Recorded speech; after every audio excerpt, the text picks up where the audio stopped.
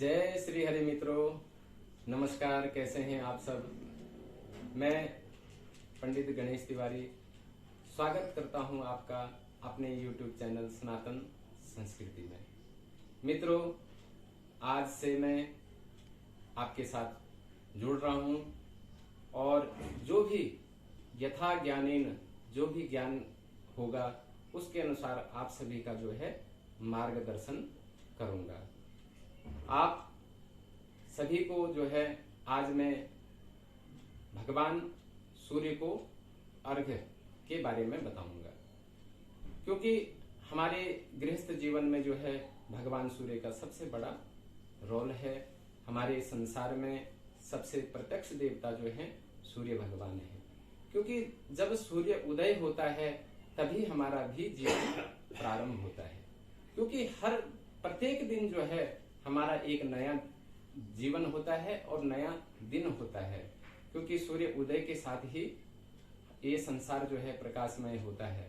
तो इसी विषय में जो है मैं आज बताऊंगा, क्योंकि हमारे जो माताएं हैं, बहनें हैं, गृहिणी हैं, वो विशेषतः सूर्य भगवान को जल जो है अर्घ्य जो है वो अवश्य देते हैं। लेकिन बहुत लोगों को जो है ज्ञान नहीं होता है कि किस समय जो है भगवान को अर्घ्य देना चाहिए और कैसे जो है भगवान को अर्घ्य देना चाहिए और क्यों भगवान को अर्घ्य दिया जाता है। तो सबसे पहले मैं आपको बताऊंगा कि सूर्य भगवान को अर्घ्य कब देना चाहिए। सूर्य भगवान को अर्घ्य जो है सूर्य उदय से लेकर के और 2 घड़ी के अंदर, यानी कि 2 घंटे के भीतर अगर आप जो है अर्घ्य अर्पण करते हैं तो इससे आपकी समस्त मनोकामनाएं पूरी होती हैं। इससे जो है हमारी काया निरोगी हो जाती है, हमारा शरीर जो है निरोगी हो जाता है। और सबसे पहले तो मैं ये बताऊंगा कि 2 घड़ी के भीतर ही क्यों सूर्य भगवान को अर्घ्य देना चाहिए। क्योंकि सूर्य भगवान जब उदय होता है, जब सूर्य भगवान उदय होते हैं तो उस समय जो है वो बाल स्वरूप में रहते हैं। और बाल स्वरूप के बाद जो है आप देखेंगे कि जब बालक 5 साल 4-5 साल का रहता है तब तक तो वो आपकी सब बातें मानता है, लेकिन धीरे धीरे जब वो बड़ा होता जाता है तो फिर कहीं ना कहीं आपकी बातों को अनसुना भी कर देता है। इसलिए भगवान जो है 8 जैसे अगर सपोज 6 बजे सूर्य उदय होता है तो 8 बजे के बाद जो है सूर्य की किरणें बहुत तेज हो जाती हैं और उन तेज किरणों का मतलब आप समझ लीजिए कि वो भगवान सूर्य जो है युवा अवस्था को प्राप्त होते हैं, युवा अवस्था में जाते हैं।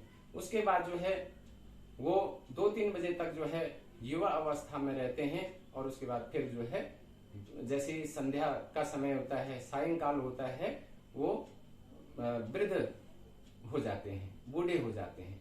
तो इसलिए सूर्य भगवान को जो है सूर्य उदय के समय ही जल अर्पण करना चाहिए। इससे क्या होता है कि आप किसी बालक को अगर प्यार से अगर कोई चीज देते हैं, यानी कि हम किसी बालक से अगर अपना कोई काम निकालना होता है हमें, तो हम उसको टॉफी, चॉकलेट या बिस्कुट इस प्रकार से देते हैं और उससे अपना काम करवा देते हैं। तो उसी प्रकार जो है आप सूर्य उदय से और 2 घंटे के अंदर अगर आप भगवान को अर्घ्य देते हैं तो उससे जो है भगवान अवश्य प्रसन्न होते हैं। भगवान को अर्घ्य कैसे देना चाहिए। भगवान को अर्घ्य आप जो है स्टील के पात्र में, कांच के पात्र में, प्लास्टिक के पात्र में कभी भी भूलकर भगवान को अर्घ्य ना दें। हमेशा सूर्य भगवान का जो सूर्य भगवान की जो धातु है वो तांबा है, तो आप जो है तांबे के लोटे से ही भगवान को अर्घ्य प्रदान करें। उसमें तांबे के लोटे में आपने पूरा पानी भरना है, उसमें साथ ही साथ उसमें थोड़े अक्षत, थोड़ी रौली, थोड़ी चंदन या हल्दी और इसके साथ में अगर आप थोड़ा सा मिश्री अगर आप डाल सकें तो मिश्री भी डाल दें और फूल भी आप उसमें डाल सकते हैं। इस प्रकार जो है सूर्य भगवान को जल अर्पण करना चाहिए, अर्घ्य देना चाहिए। और कैसे देना चाहिए कि जब भी आप सूर्य भगवान को अर्घ्य दें तो सूर्य भगवान आपके सामने हो, और सामने जब होते हैं तो आपको अपने दोनों हाथ जो है ऐसे उठा करके अपने सिर से ऊपर रखने हैं और इस प्रकार जो है सूर्य भगवान को अर्घ्य प्रदान करना है। तो यहाँ जब हम अर्घ्य प्रदान करेंगे तो यहाँ से जो जल धारा निकलती है तो वो सामने से जो है हमारे सूर्य भगवान की जो किरणें होती हैं वो उस जल के अंदर से जो है हमारे शरीर, हमारे हृदय को जो है छूते हैं और उससे जो है हमारी जो काया होती है, हमारा जो शरीर होता है वो निरोगी हो जाता है।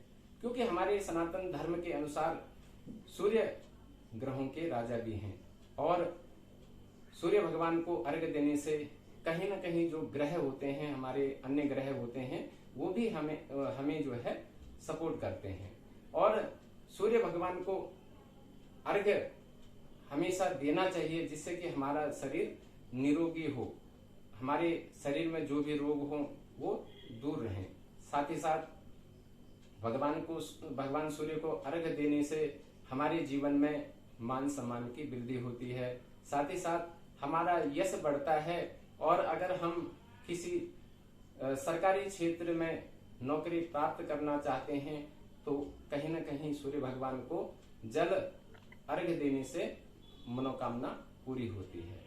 और सूर्य भगवान को कि हम जो है उसके बाद इस प्रकार अर्घ्य देने के बाद जो है आप धूप और दीपक से भी उनकी पूजा कर सकते हैं। धूप दीपक देने के बाद जो है आप परिक्रमा भी जो है भगवान की खड़े खड़े कर सकते हैं। आप जो है ऐसे अपना एक परिक्रमा सीधा घूम करके एक परिक्रमा करें और ध्यान रखें जब भगवान को आप अर्घ्य दें तो उस समय पे आप मंत्र भी जरूर बोलें। आप जो है मंत्र का उच्चारण कर सकते हैं, ओम घृणी सूर्याय नमः, ओम आदित्याय नमः, ओम प्रभाकराय नमः, ओम भास्कराय नमः।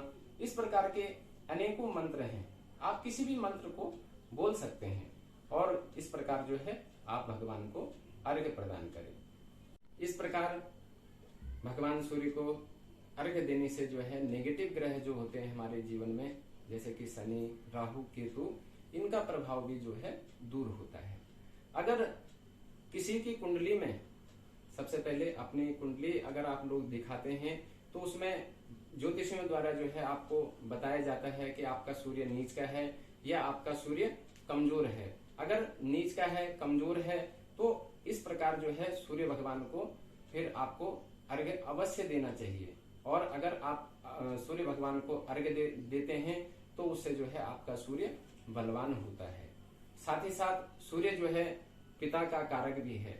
अगर किसी व्यक्ति की अपने पिता से बनती नहीं है तो वो सूर्य को अगर अर्घ्य देता है तो उससे दोनों के संबंध में मधुरता आती है। साथ ही साथ सरकारी नौकरी, जैसे मैंने पहले भी बताया था कि सरकारी नौकरी भी जो है सूर्य भगवान प्रदान कर सकते हैं।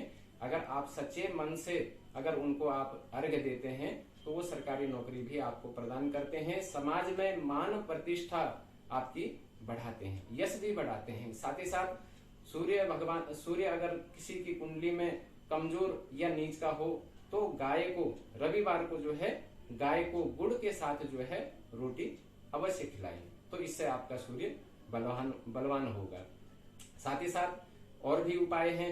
रविवार के दिन जो है आप बड़ के पत्ते, यानी कि बरगद का पेड़ जो होता है उसको हम बड़ का पेड़ भी बोल देते हैं, तो बड़ के पत्ते पर जो है स्वस्तिक का चिन्ह बना करके और अपने घर में रखेंगे तो हमेशा घर में सुख शांति रहेगी, सुख समृद्धि रहेगी और हर मनोकामना आपकी पूर्ण होगी।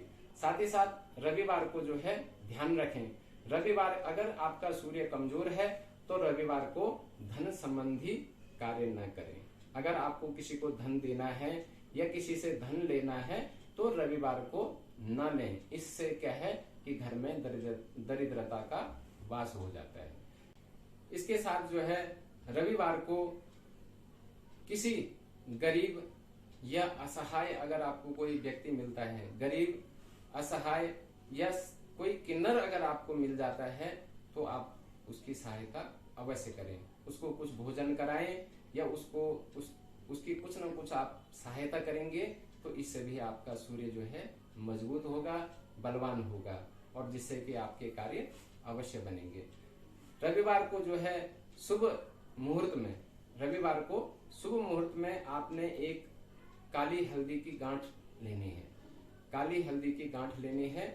और उस गांठ को जो है जो घर में सुख शांति चाहते हैं, सुख समृद्धि चाहते हैं, तो वो जो है अपने घर में उसको अपने पूजा के स्थान पे रख सकते हैं या किसी अलमारी में रख सकते हैं। उससे जो है घर में सुख संपन्नता रहेगी। साथ ही साथ व्यापारी या जो बिजनेसमैन हैं, व्यापार करने वाले लोग हैं, वो काली हल्दी की गांठ लेकर के और अपने कैश बॉक्स में रख सकते हैं, या साथ ही साथ जहाँ पे अपने व्यापार के जो पेपर होते हैं या कोई अलमारी होता है या कोई गल्ला होता है, तो उसमें जो है उस काली गांठ की हल्दी को रख सकते हैं। इससे जो है व्यापार में दिन दुगनी रात चौगनी आपको वृद्धि प्राप्त होगी। व्यापार आपका बढ़ेगा, धन बढ़ेगा, यश बढ़ेगा और मान सम्मान में वृद्धि होगी।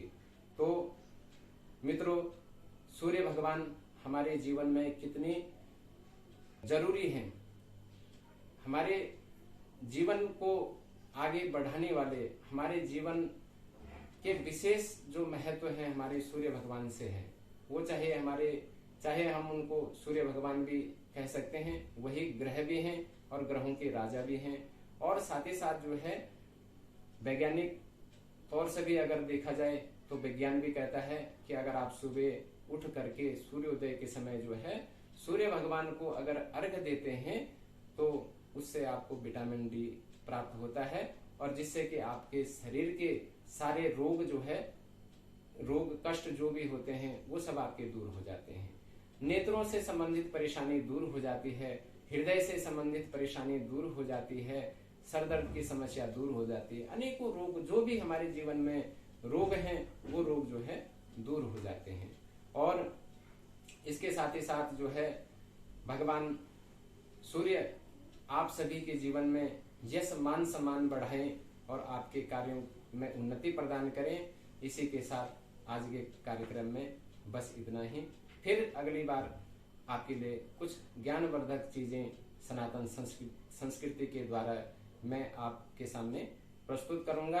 और अगर आपको वीडियो अच्छी लगे, जानकारी अच्छी लगे, तो आप जो है चैनल को लाइक, सब्सक्राइब और शेयर जरूर करें। जय श्री हरि।